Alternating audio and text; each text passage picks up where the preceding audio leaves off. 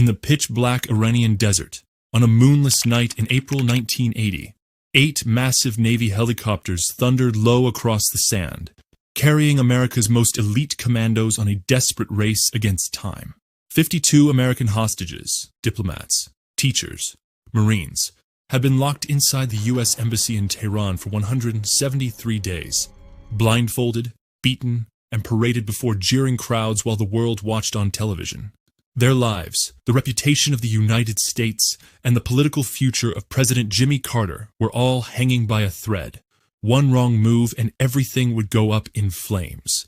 This is the untold story of Operation Eagle Claw, the most audacious rescue mission America had ever attempted.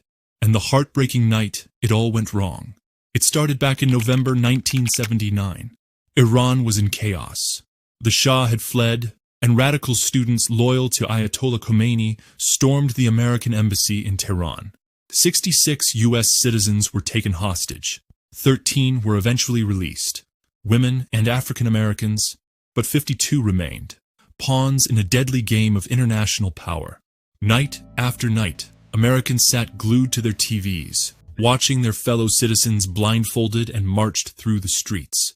The humiliation cut deep. President Carter tried everything: sanctions, secret talks, even the Vatican.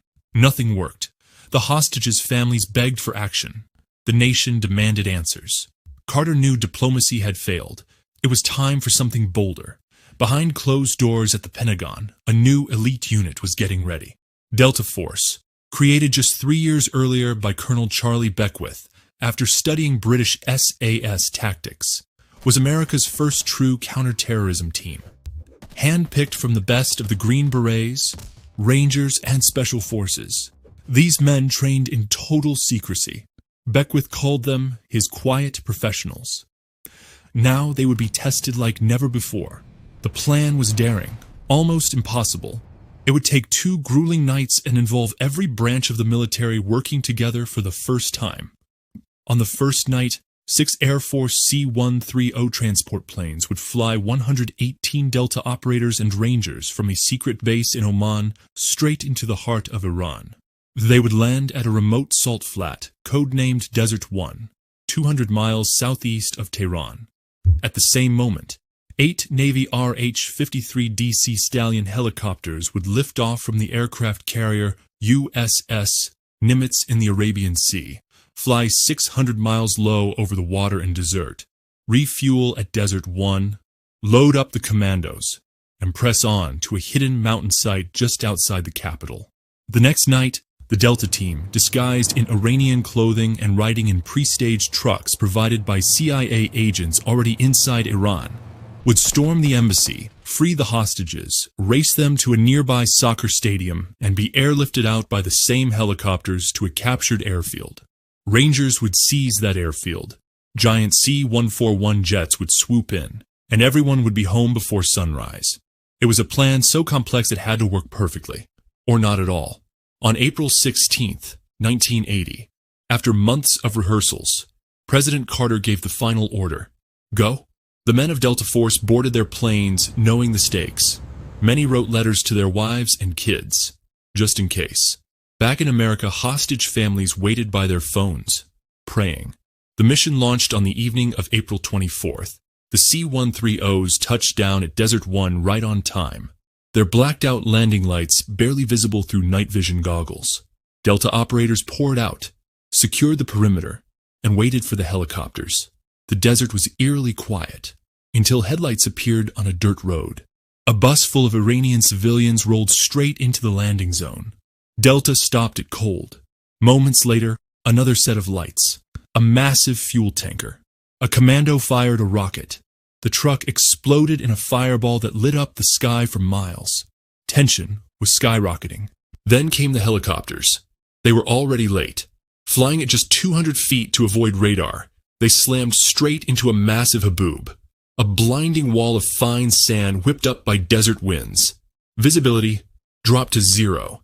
Instruments failed. One helicopter, Bluebeard 6, developed a rotor blade warning and had to land in the dunes. Its crew was picked up by another bird. A second chopper, Bluebeard 2, suffered hydraulic failure and limped along on one system.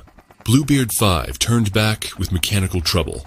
By the time the remaining 6 finally reached Desert 1, 90 minutes behind schedule, one more was declared unfit to fly.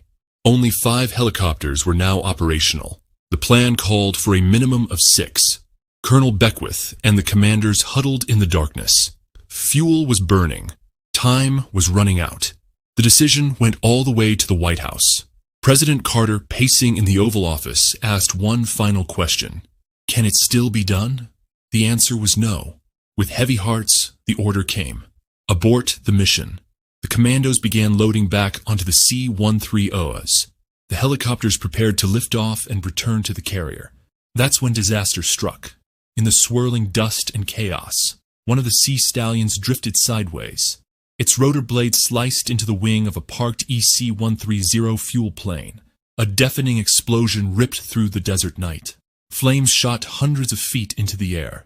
8 American servicemen, 5 Air Force crewmen, and 3 Marines were killed instantly. Others were burned and wounded. The surviving operators watched in horror as their brothers burned. There was no time to grieve. They had to get out before Iranian forces arrived. The remaining helicopters were abandoned in the sand. Classified documents, weapons, and the bodies of the fallen were left behind. The C-130s roared into the sky, carrying the heartbroken Delta Force back to safety.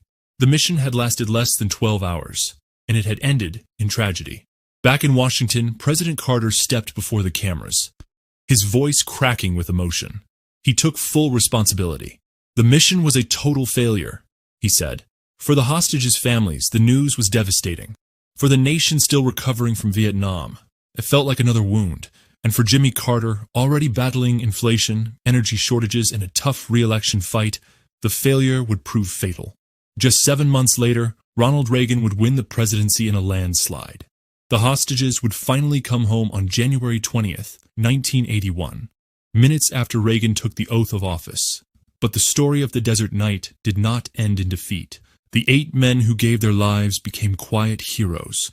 Their sacrifice forced the military to change forever. Special operations were reorganized. Joint commands were created.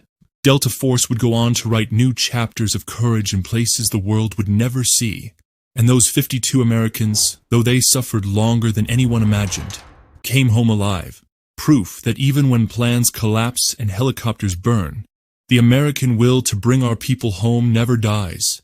In the end, the desert claimed 8 brave men, but it could not claim the spirit that sent them there.